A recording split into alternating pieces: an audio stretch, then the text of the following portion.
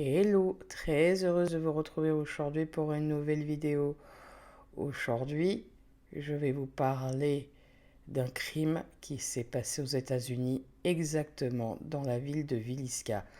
Vous verrez, c'est un crime un peu étrange, mais je vous en dis pas plus.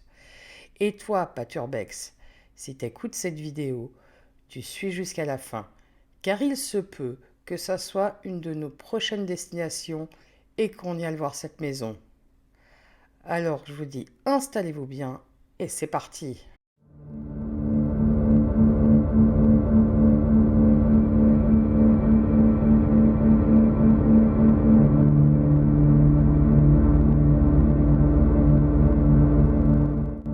Oh putain, non.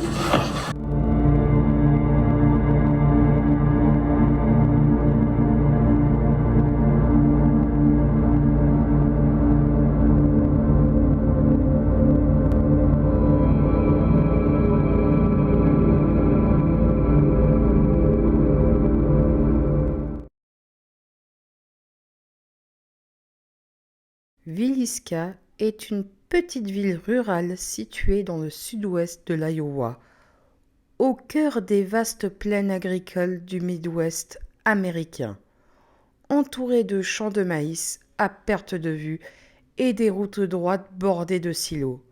La ville dégage une atmosphère calme, presque figée dans le temps.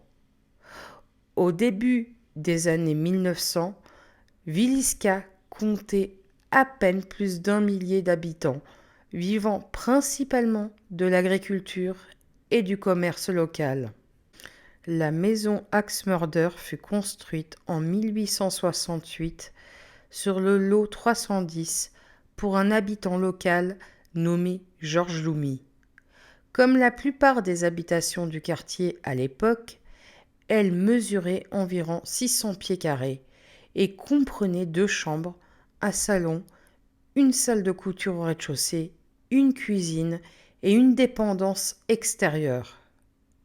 Peu après, Loomis fit construire une grange à proximité. En 1903, la maison fut achetée par Josiah Moore, un homme d'affaires respecté de Villisca.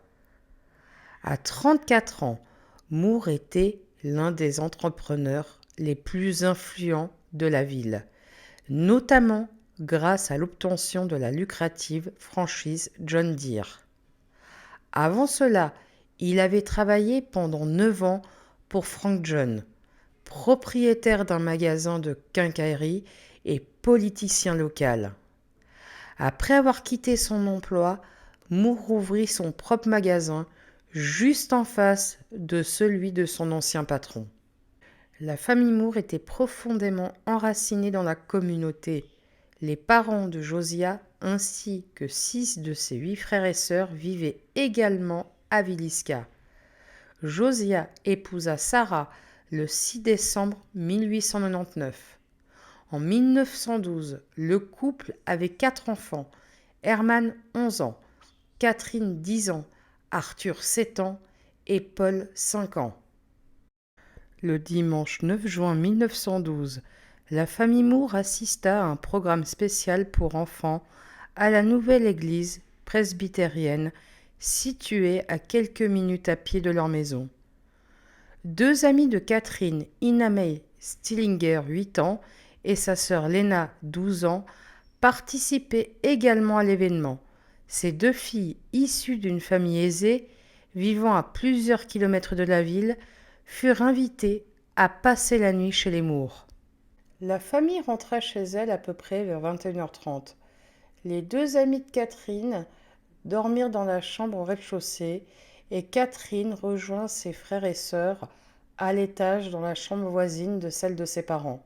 Peu après minuit, un individu armé d'une hache entra dans la maison. Il attaqua d'abord Josiah, puis sa femme Sarah. Tous furent tués à coups violents, portés avec le côté émoussé de la hache. Le meurtrier se rendit ensuite dans la chambre des enfants Moore, puis dans celle des sœurs Stillinger, tuant 8 personnes au total.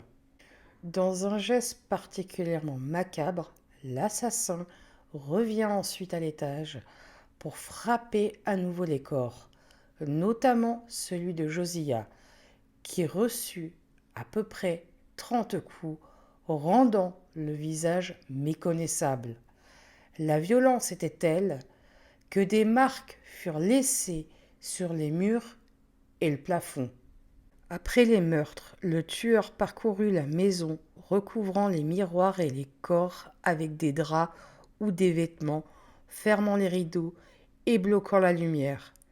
Il se lava les mains et prépara un repas, puis quitta la maison vers 5 heures du matin, en verrouillant la porte derrière lui.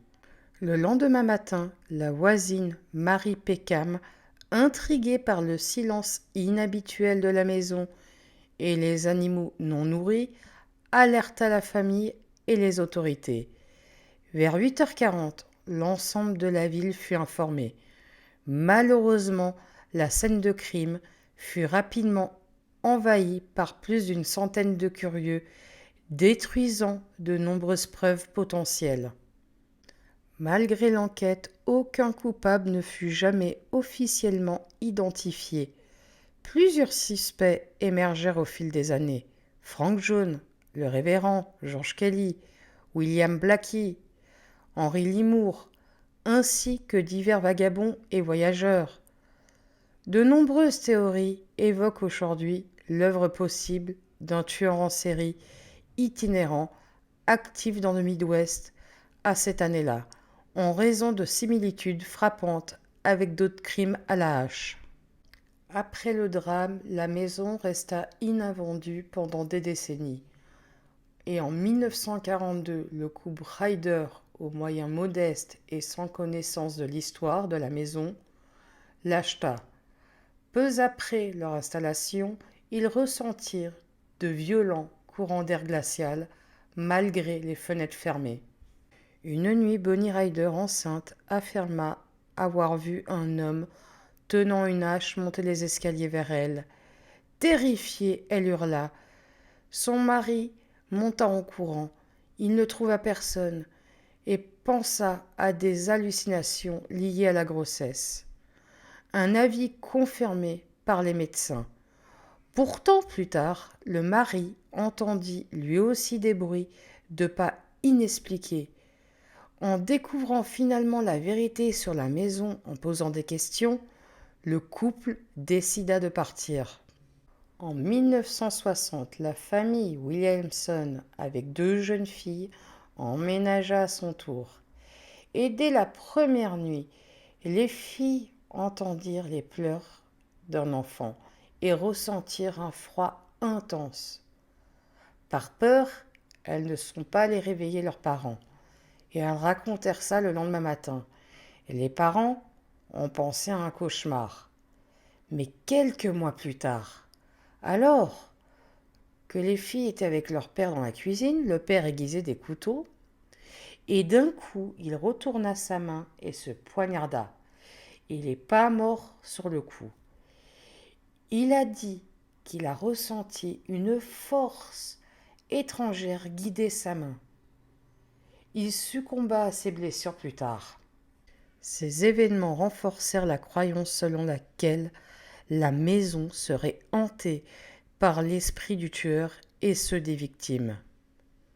En 1990, une émission paranormale enregistra une voix affirmant avoir tué 6 enfants.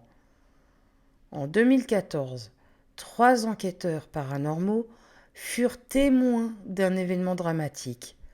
L'un d'eux fut retrouvé grièvement blessé à l'intérieur de la maison, sans arme à proximité.